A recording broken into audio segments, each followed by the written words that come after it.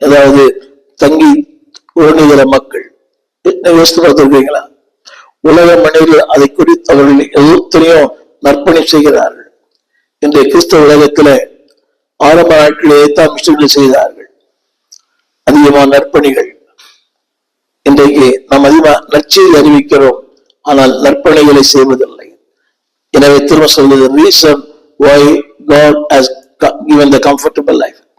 உங்களுக்கு இந்த வசதியை தந்தது என்னவென்றால், அன்பானவர்களே, உபத்திரவத்திலும் ஏழ்மையிலும் வறுமையிலும் இல்லாமையிலும் அகப்பட்டு கொண்டிருக்கிற அனைவருக்கு ஆறுதல் செய்ய வார்த்தைகளால் கிரியைகளால் உங்களை எப்படி முடியுமோ அப்படி தேவன் சொல்கிற அவர், அதாவது ஆறுதல் செய்ய உங்களுக்கு திராணை தருகிறாராம். எத்தனை பெரிய வார்த்தை!